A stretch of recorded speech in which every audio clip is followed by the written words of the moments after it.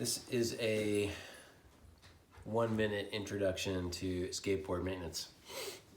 So here we've got a skateboard. It's kind of partially disassembled. The first thing to talk about are just all the parts. So there is a deck, typically made out of wood, often maple. There are the trucks, which are what attaches essentially the wheels to the deck and allow you to turn and do other tricks that involve the trucks. The trucks themselves are composed of a base plate, a hanger, and a kingpin, which is the bolt that connects the base plate to the hanger. In between the base plate and the hanger are two bushings, they're called. There's a bottom one and a top one, and they're shaped slightly differently, so you have to be aware. I mean, that's obvious, you'll see that. Then in here, inside the other side of the base plate is a little rubber piece called a pivot cup. Then attaching the trucks to the deck are mounting bolts. Mounting bolts they're just fairly standard bolts that attach. See, I don't know where my fastener went there. Ah, here it is. So they use a little 1/4-inch lock nut that has like a nylon piece inside there that enables them to lock tight and resist coming loose, although they do come loose from time to time. So that was the trucks. Then the next important part is the wheels. So the wheels are made of urethane. They also, importantly, are used with bearings. Bearings these days usually, although there's sort of a trend exploring other ways to do this, but usually they're sealed bearings. So that means they've got like a shield around the outside that protects the inside from getting dirty, although you can see these are quite dirty. And the wheels, typically on either side of the wheel, once you've got the bearings in, there's these little washers that go on the other side. So let's put this wheel back on here. So there's one bearing per side of the wheel. Sometimes people put little bearing spacers. You might see that on a wheel or two, but they're not strictly necessary. Lots of people ride without them. You can either just push the bearing back in with your fingers, or you can get it started that way. And then I'll turn the board this way so it's easier to see. Then you put the board up on its edge, and you can press down to seat the bearing properly. They make fancy tools called bearing presses that allow you to do that more easily, but no one really needs that unless you're a skate shop and you're doing 50 boards a day or something.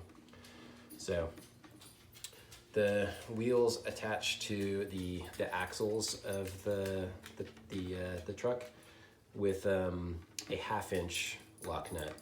So there's basically 3 sizes. Well, I'll go over the tools in a second, but they attach the 1/2-inch lock nut. They can be put back on quite easily. What you want to do when you put a wheel on, and especially when you've just put new bearings back in, you want to tighten it down fairly tight. You don't want to go extremely tight because you don't want to crush the urethane core of the wheel, but you want to get it good tight. Like it doesn't want to really budge much more with a medium twist, and then back it off, because at this tight it's not gonna want to move.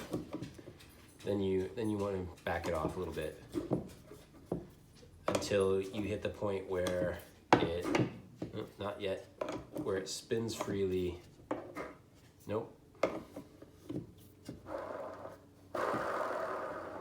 It's closer.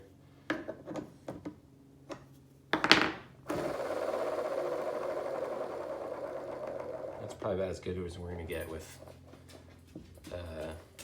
a not so clean bearing. So you want it to spin freely, but not wiggle too much if you try to move it side to side.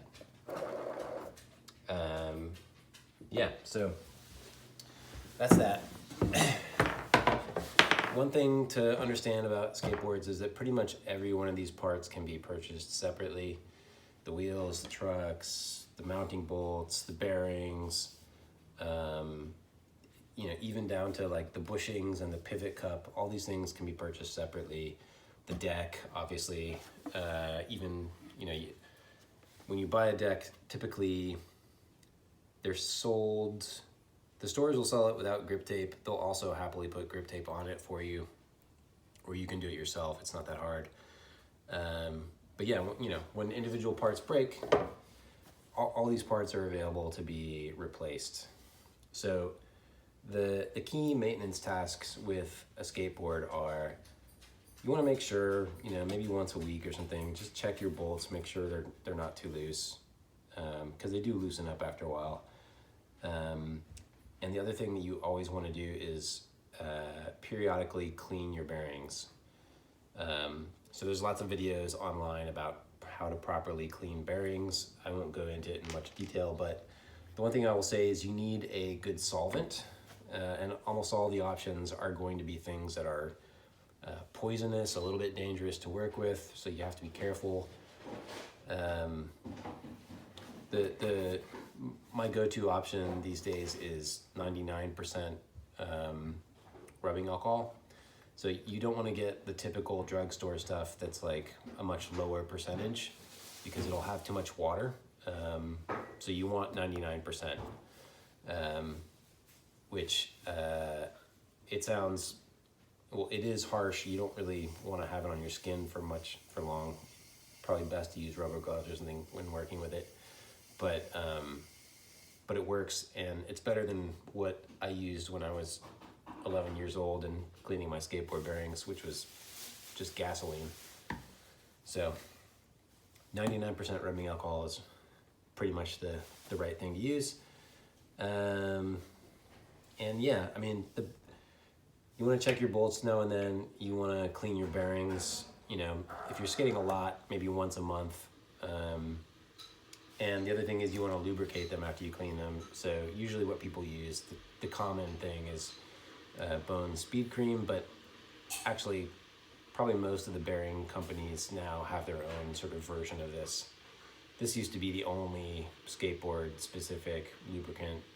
Now there's probably a bunch of them. It's just a machine oil basically, but it's, you know, a formulation they think works well for skateboards. And yeah, the other thing is you want to keep your board dry. So if it gets wet, you want to wipe it off. You don't want to leave it out outside for, you know, overnight, when it's definitely going to get dewy. Even if it doesn't rain, it's going to get dewy, and because all these metal parts definitely will rust, and even your board will get soggy with water. Like the glue in between the layers will start to delaminate, and it'll go from feeling really crisp and nice to feeling like wet cardboard. So if it gets wet, you want to wipe it down, and especially true of the trucks and the bearings, which if they get wet, again, periodically cleaning them will probably take care of that. That's it.